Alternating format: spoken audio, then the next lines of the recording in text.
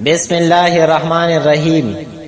أجهل الناس من يمنع البر ويطلب الشكر ويفعل الشر ويتوقع الخير.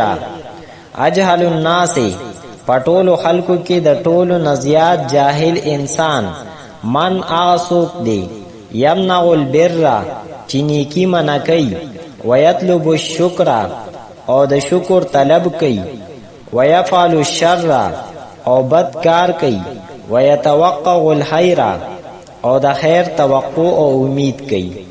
پدې سبق کې پټولو انسانانو کې د ټولو نه د جاهل انسان نشاندهي کړې ده او دی ویلي دي چې د ټولو نه زیات جاهل انسان هغه دی چې دی نیکی منع کوي او بیا شکر طلب کوي.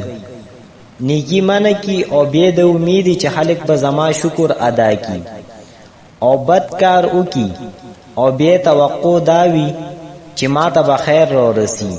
نو دا انسان پټولو انسانانو کې د ټولو نه زیات جاهل دی. ځکه چې یو انسان نیکی منع کی نو د ده به څنګه څوک شکر ادا کی او چې یو انسان بد کار کوي نو د ته به څنګه خیر ورسی. نو دا جاهل انسان دی.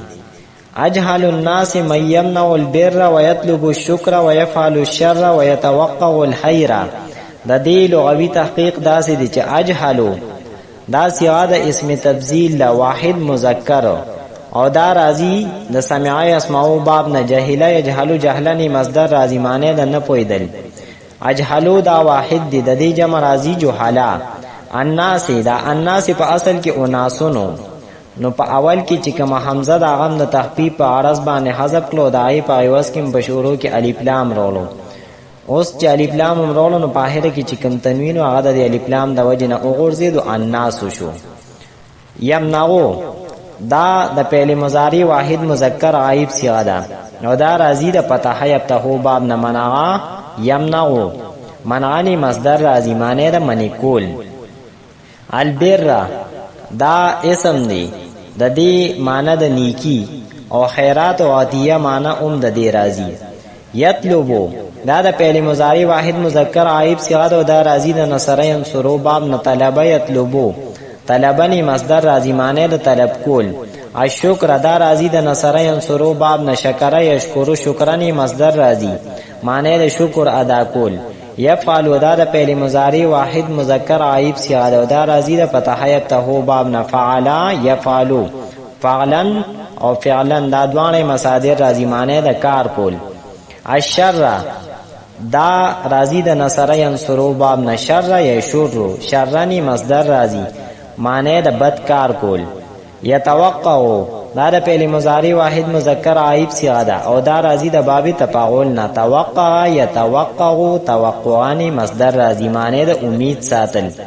الخير د دې معنی د خیر دا واحد دی د دې جمع راضی خيور.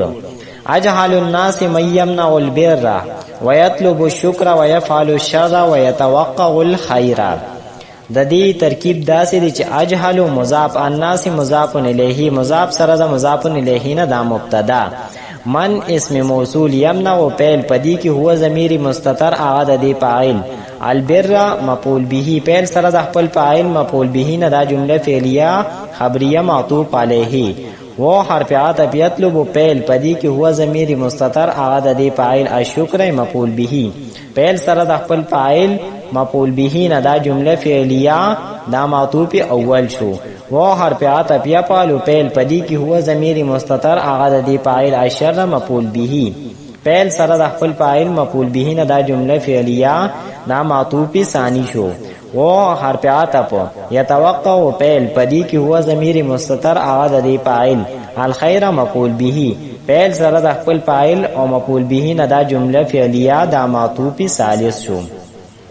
معطوف علیه سره د دروانو معطوفاتو دا سله شو د من اسم موصول لپاره. موصول سره د سله نه دا خبر شو د مبتدا لپاره. مبتدا سره د خبر نه جمله اسمیه خبریه.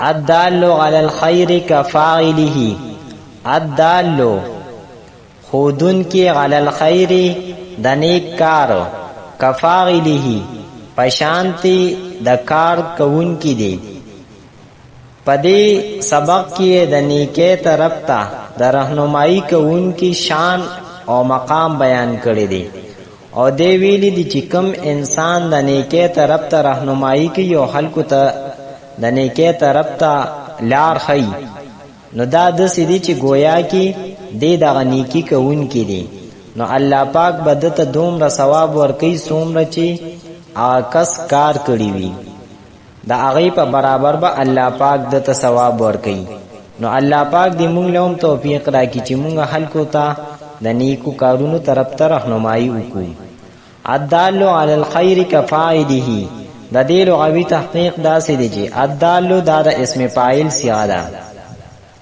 دا دالون په اصل کې وو داللن نو اوس دو لامون رالل او اولم پکې ساکن کو او د اول لام ادغام په دویم کې وکړو داللن شو او دا راضی د نصر ینصرو باب نه دل یدل دلالتنی مصدر راضی معنی د رهنمایي کو لار خودل الدال علی الخير کفاعله د دې ترکیب داسې دی چې الدال دا د اسم فاعل صيغه ده پدې کې چې دا کوم الف لام دی دا په معنا د الذی سره دی نو اصل عبارت داسې شو چې الذی دل الذی اسم موصول دل فعل پدې کې هو ضمیر هغه د دې فاعل علی حرف جار الخير مجرور جار سره د مجرور نه دا متعلق شو فعل دل پورې فعل سره د خپل فاعل او متعلق نه دا جمله فعلیه دا صله شو د الذی اسم موصول لپاره موصول سره د صله نه دا مبتدا شو کفاعله کی دا کاپ دا لپاره د مثلو دی نو عبارت بداسی شي چې مثلو فاعله مثلو مضاف فاعل مضاف ته د مثلو لپاره بیا مضاف الیه دی ضمیر تا او هی ضمیر مضاف الیه مضاف سره د مضاف الیه نه دا بیا مضاف الیه شو د مثلو لپاره مضاف سره د مضاف الیه نه دا خبر شو د مبتدا لپاره مبتدا سره د خبر نه جمله اسمیه خبریه